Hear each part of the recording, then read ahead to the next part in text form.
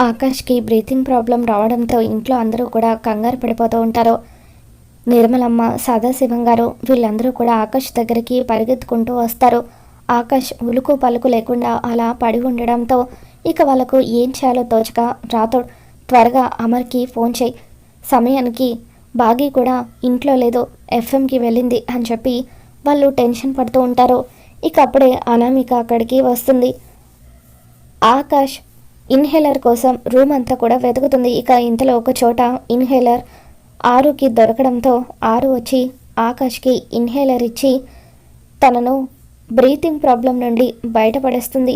ఇంట్లో ఇంతమంది ఉన్నారు, మీరంతా ఏం చేస్తున్నారు? ఆకాష్కి ఇటువంటి ప్రాబ్లం ఉందని తెలుసు కదా, మరి అటువంటప్పుడు తనని జాగ్రత్తగా చూసుకోవాలి కదా అని చెప్పి ఆరు కన్న తల్లిలాగా అందరి మీద మండిపడుతూ ఉంటుంది. నాన్న ఆకాష్, నీకేం కాదు నాన్న, ఈ అమ్మ ఉంది కదా అని చెప్పి అనామిక అంటూ ఉంటే అప్పుడే అక్కడికి వచ్చిన అమర్ అనామిక మాటలు విని షాక్ అవుతూ ఉంటాడు. ఇక అప్పుడే అక్కడికి వచ్చిన మనోహరి కూడా ఇదేంటి ఆరులాగా ప్రవర్తిస్తుంది అని చెప్పి కొంప తీసి దీనికి గతం గుర్తుకొచ్చినా కూడా రానట్టుగా నా ముందు నాటకాలు ఆడుతుందా అని చెప్పి మనోహరి అనుకుంటూ ఉంటుంది. తర్వాత ఆరు అమర్ దగ్గరికి పరిగెత్తుకుంటూ వచ్చి, మీరు కూడా ఏంటండి, ఆకాష్కి బ్రీతింగ్ ప్రాబ్లం ఉందని మీకు తెలుసు కదా, మిగతా ముగ్గురు పిల్లల్ని ఆకాష్ గురించి కేర్ తీసుకోమని చెప్పుండొచ్చు కదా అని చెప్పి అంటూ ఉంటుంది. దాంతో అచ్చం ఆరులాగా మాట్లాడుతున్న అనామికను చూసి అమర్ షాక్ అవుతూ ఉంటాడు. ఆరు అని చెప్పి అనామికను పిలిచేసరికి అనామికలాగా ఆరు మాట్లాడుతూ, సార్ ఏంటి సార్ నన్ను ఆరు అని పిలుస్తున్నారేంటి అని చెప్పి అనామిక అంటూ ఉంటుంది. ఆకాష్కి ఇటువంటి ప్రాబ్లం ఉందని వచ్చిన రోజే నాకు తెలుసు సార్, అందుకే తన గురించి స్పెషల్ కేర్ తీసుకోమని మిగతా ముగ్గురికి చెబుతున్నాను. ఎప్పుడూ కూడా ఆకాష్ని అబ్జర్వ్ చేస్తూ తనకి ఏదైనా హెల్ప్ కావాలంటే చెయ్యమని చెబుతున్నాను అని చెప్పి అనామిక అక్కడి నుండి వచ్చేస్తుంది. ఇక అప్పుడు నిర్మలమ్మ, సదాశివం గారు, ఒరే అమర్, ఈరోజు అనామికే గనక లేకపోతే ఆకాష్ ఏమైపోయేవాడో ఏంటోరా, సమయానికి ఆకాష్కి ఇన్హేలర్ ఇవ్వాలన్న విషయం కూడా మాకు తట్టలేదు, హాస్పిటల్కి తీసుకువెళ్ళాలన్న విషయం కూడా అర్థం కాలేదు, సమయానికి అనామిక వచ్చి మెడిసిన్ ఇచ్చి ఆకాష్ ప్రాణాలు నిలబెట్టింది, తనకి మనం ఎప్పుడూ కూడా రుణపడి ఉండాలి అని చెప్పి అంటూ ఉంటారు.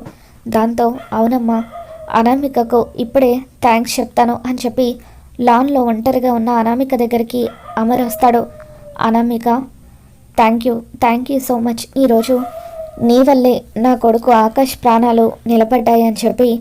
అవును, నాకొక చిన్న అనుమానం, నిన్ను ఒక ప్రశ్న అడగాలనుకుంటున్నాను.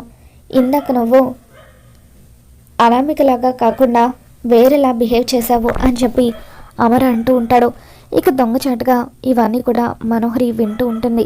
అసలు అమర్ దాన్ని ఏమడగాలనుకుంటున్నాడో అని చెప్పి కొంప తీసి అమర్కి ఆరు అనామిక ఇద్దరు ఒకటే అని తెలిసిపోయిందా అని చెప్పి డౌట్ పడుతూ ఉంటుంది. అమర్ అనామికతో, అనామిక గారు, ఇందాక మీ మాట తీరు అచ్చం ఆరులాగా ఉంది అని చెప్పి అంటూ ఉంటే, ఆరు మేడం లాగా నేనెందుకు బిహేవ్ చేస్తాను సార్ అని చెప్పి అనామికలాగా ఆరు మాట్లాడుతూ ఉంటుంది.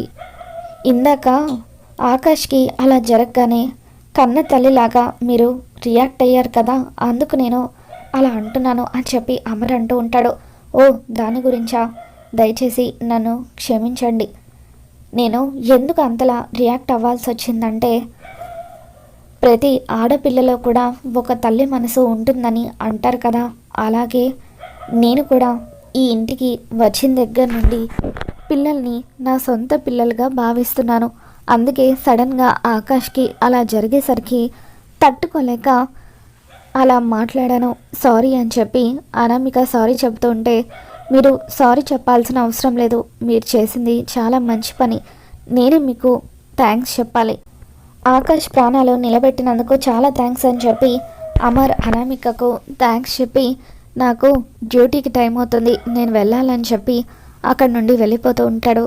ఇక ఇదంతా చూస్తున్న మనోహరి, అమర్, ఆరు, అనామిక ఇద్దరు ఒకే విధంగా మాట్లాడారని కనిపెట్టాడంటే ఖచ్చితంగా దీనికి గతం గుర్తొచ్చినట్టుంది. అందుకే పిల్లల విషయంలో అంతలా ఎమోషనల్ అవుతుంది. ఏదో ఒకటి చేసి త్వరగా దీన్ని ఇంట్లో నుండి వెళ్ళగొట్టాలి, లేదంటే అమర్ దగ్గర నన్ను ఇరికించేస్తుందని చెప్పి మనోహరి అనుకుంటుంది. మరోపక్క అమర్ ఆఫీస్కని వెళ్తూ మనోహరిని పిలుస్తూ ఉంటాడు. ఈరోజు మా సార్కి జరిగిందంతా చెప్పి నిన్ను మా సార్ ముందు నిలబెడతానని చెప్పాను కదా, పద మనోహరి అని చెప్పి అమర్ అంటూ ఉంటాడు. అమర్ ప్లీజ్ అమర్, ఈ ఒక్కసారికి నన్ను వదిలేసేయి, నీ కాళ్ళకు దండం పెడతాను అని చెప్పి మనోహరి బతిమలాడుతూ ఉంటుంది. ఇక దాంతో అమర్ లేదు మనోహరి, తప్పు చేసిన వాళ్ళు ఎవరైనా ఎంతటి వాళ్ళైనా శిక్ష పడి తీరాలి అని చెప్పి అమర్ అంటూ ఉంటాడు. అలా మనోహరిని బలవంతంగా తన పై ఆఫీసర్ దగ్గరికి తీసుకుని వెళ్తాడు. సార్, స్కూల్లో ఆ తీవ్రవాదులు లోపల వరకు వచ్చి అటాక్ చేయడానికి కారణం ఈ మనోహరిని ఆ మీనన్కి మ్యాప్ లీక్ చేసిందని చెప్పి అమర్ అంటూ ఉంటాడు.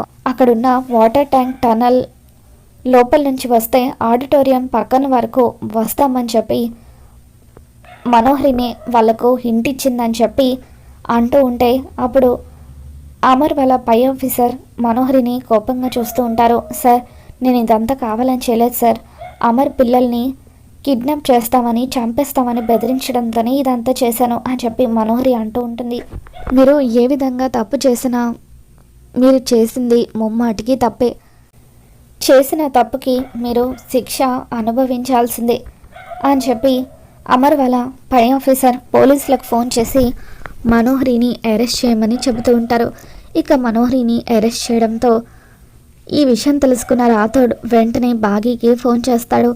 మేడం, ఈరోజు మీకు ఒక గుడ్ న్యూస్, ఎన్నో రోజులుగా మనం వదిలిపోవాలనుకున్న దరిద్రం ఈ రోజుతో వదిలిపోయింది. ఆ మనోహరి మీనన్కి హెల్ప్ చేసిందన్న విషయం మా సార్కి తెలిసిపోయింది.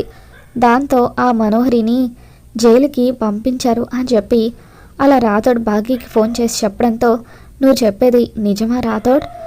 అంటే ఇప్పుడు ఈ రోజు నుండి మనోహరి ఇంట్లో ఉండదన్నమాట, మనం అందరం కలిసి ఎంతో సంతోషంగా గడపవచ్చు అని చెప్పి నేను కూడా ఎఫ్ఎం స్టేషన్ నుండి ఈరోజు త్వరగా ఇంటికి వస్తానని చెప్పి బాగి ఇంటికి త్వరగా వస్తుంది.